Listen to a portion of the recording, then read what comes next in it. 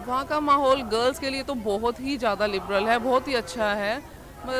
ऐसा मैंने दुनिया में और कहीं नहीं देखा है। मैं खुद भी एक टीचर हूँ, गवर्नमेंट स्कूल्स में पढ़ाती हूँ।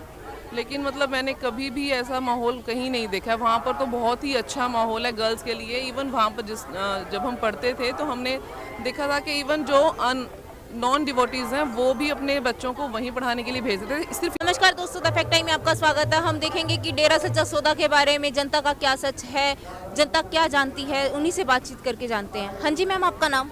ममता। मैम आप कहाँ से आए हैं? मैं कुरुक्षेत्र से आई हूँ। मैम आप कुरुक्षेत्र से आई हैं। कितना टाइम हो गया आपको डेरा सच्चा सौदा से जुड़े हुए? मैंने जब 5 साल की थी तभी से ही नामदान लिया हुआ है। हमारा परिवार पहले से ही जुड़ा हुआ है ना। मैम आप डेरा सच्चा सौदा सिरसा आश्रम भी जाती होंगी, तो आप एक खुद महिला हैं, तो आप कितना सुरक्षित महसूस करती है अपने आप को डेरा सच्चा सौदा में? डेरे में तो जितना सुरक्षित हम महसूस करते हैं, या पहले भी हम रहे हैं वहीं पर ही, वहीं से एजुकेशन ली है मैंने, अपनी स्कूलिंग वहीं से की है और कॉलेज की भी मेरी एजुकेशन वहीं की थी। तो मतलब वहाँ हमें कभी भी नहीं ऐसा लगा। वहाँ जितना सुरक्षित हमने महसूस किया, शायद जहाँ हम अब रह रहे हैं कुरुक्षेत्र में, मैं उतना सुरक्षित वहाँ भी फील नहीं करती हूँ जितना हमने वहाँ फील किया है। मैम जैसे कि आप एक स्टूडेंट रह चुके हैं उस स्कूल के जहां इतने इतने गलत मीडिया में अफवाहें उड़ाई गई थी, तो उस स्कूल के बारे में आप क्या बताना चाहेंगी? कैसा है वहां का माहौल? वहाँ का माहौल गर्ल्स के लिए तो बहुत ही ज़्यादा लिबरल है, बहुत ही अच्छा है। ऐसा मैंने दुनिया में और कहीं नहीं देखा है। मैं खुद भी एक टीचर हूँ, गवर्नमेंट स्कूल्स में पढ़ाती हूँ। लेकिन मतलब मैंने कभी भी ऐसा माहौल कहीं नहीं देखा है। वहाँ पर तो बहुत ही अच्छा माहौल है गर्ल्स के लिए। इवन वहाँ पर जब हम पढ़ते थे तो हमने देखा था कि इवन जो नॉन डिवोटीज़ हैं वो भी अपने बच्चों को वहीं पढ़ाने के लिए भेजते थे, सिर्फ इसलिए क्योंकि वहाँ का माहौल बहुत अच्छा है और वहाँ पर उनकी गर्ल्स, उन्हें पूरा विश्वास होता था कि बच्चे वहाँ पर हमारे सुरक्षित रहेंगे। तो ऐसा माहौल था वहाँ। मैम आपकी लाइफ में संत जी का कोई योगदान रहा हो? मेरी लाइफ उन्हीं के ऊपर ही है। मैं अपने आप को कोई ऐसा नहीं मानती कि मैं बहुत ही एक अच्छी स्टूडेंट रही हूँ। मैं हमेशा मीडियोकर स्टूडेंट रही हूँ। हमेशा ही मतलब मेरे को नहीं लगता कि मैंने अपने लिए कुछ अचीव किया है। जो भी मैं आज हूँ वो मैं गुरुजी को ही श्रेय देती हूँ कि उन्हीं की वजह से, क्योंकि मैंने अपने से बहुत अच्छे अच्छे जो मुझसे इंटेलिजेंट स्टूडेंट्स रहे थे अपनी लाइफ में, मेरे टाइम में, लेकिन वो शायद आज इतना वो अचीव नहीं कर पाए। लेकिन मैं जो अचीव किया है मैंने उनसे थोड़ा कम मार्क्स लेकर भी, तो वो सिर्फ और सिर्फ गुरुजी की बदौलत ही है। उनके नामदान की वजह से, उनके सेवा सिमरन की वजह से, जो उन्होंने हमें शिक्षाएं दी हैं, उन शिक्षाओं पर चलते हुए ही हमने जो लाइफस्टाइल अपनाया, तो उस वजह से ही मैं आज गुरुजी की वजह से ही हूँ आज जो भी। मैम जैसा कि अभी संत जी के ऊपर बेअदबी के आरोप लगाए जा रहे हैं, तो आपको कभी संत जी ने किस धर्म की शिक्षा दी हो या फिर कुछ ऐसा कहा हो? नहीं नहीं, कभी भी नहीं। उन्होंने जो शिक्षा हमें दी है उसमें से तो जो आज आरोप लगाए जा रहे हैं उसमें मैं 1% क्या 0%, 0.0001 जितना भी कम हो सकता है, वो भी नहीं मैं मानती कि उसमें इतना सच्चाई भी है।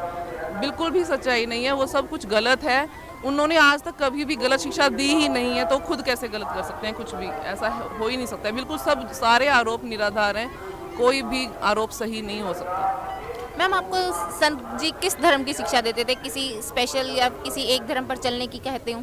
नहीं नहीं, ऐसा कुछ नहीं है। वो हमेशा ही इंसानियत के धर्म पर चलने के लिए कहते थे, और अब भी उनकी शिक्षाएं हम यही हैं कि हमेशा इंसानियत को धर्म सबसे ऊपर माना जाए। हिंदू, मुस्लिम, सिख, ईसाई सभी धर्मों के लोगों का सत्कार किया जाता था वहाँ पर, और अब भी किया जाता है। और उन्होंने कभी भी ऐसी शिक्षा नहीं दी कि हमें ही सिर्फ हिंदू धर्म को मानना है या मुस्लिम धर्म को मानना है।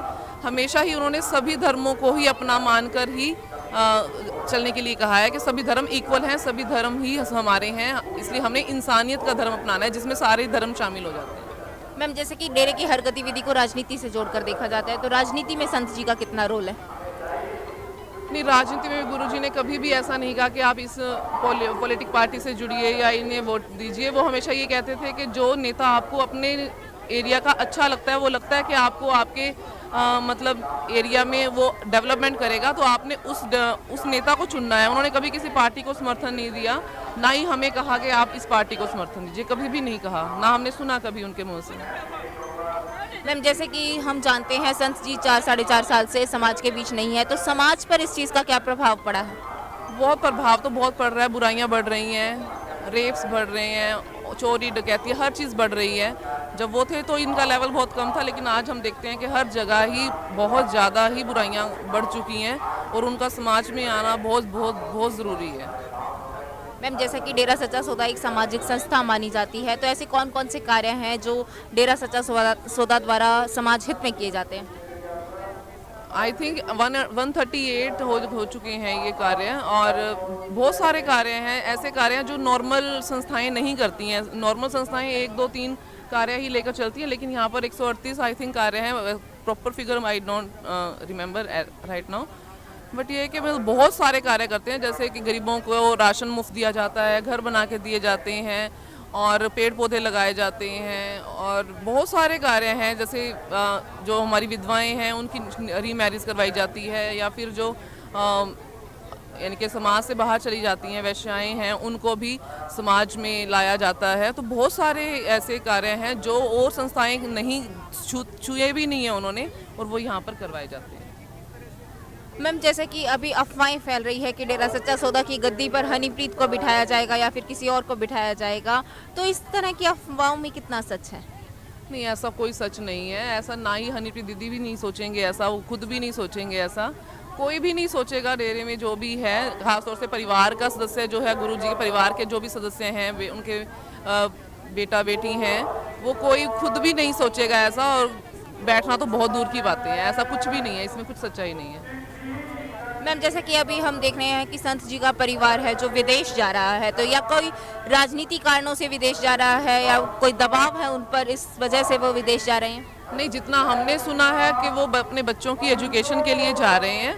ऐसा कुछ नहीं है कि कोई ऐसा कोई दबाव है उनके ऊपर या कुछ है। उनका घर है यहाँ पर, यहाँ, और वैसे भी उनका गुरुसर मोड़िया में भी उनका खुद का पैतृक घर है, गांव है, ज़मीन है, उनकी जायदाद है बहुत। लेकिन वो अपने बच्चों की एजुकेशन, हायर स्टडीज़ के लिए वो आगे वहाँ जा रहे हैं। ऐसा कुछ नहीं है कि वो किसी और चीज़ से जोड़ा जा रहा है, तो ये बिल्कुल गलत है।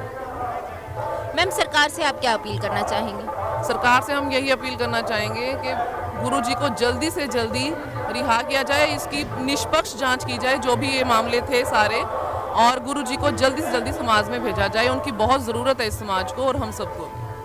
तो दोस्तों हम लगातार देख रहे हैं जनता अपील करिए एक ऐसे सच्चे संत की जो इतने मानवता भलाई के कार्य करता है। सर्वधर्म संगम जिसका नारा है, जो सारे धर्मों को अपने एक साथ लेकर चलता है, उनको जल्द से जल्द समाज में भेजा जाना चाहिए ताकि ये समाज फिर से नशा मुक्त हो सके। जो बुराइयां अब समाज में बढ़ रही हैं वो फिर से खत्म हो सके, एक स्वच्छ समाज का निर्माण हो सके। देखते रहिए दोस्तों fact time. Subscribe to our channel and press the bell icon.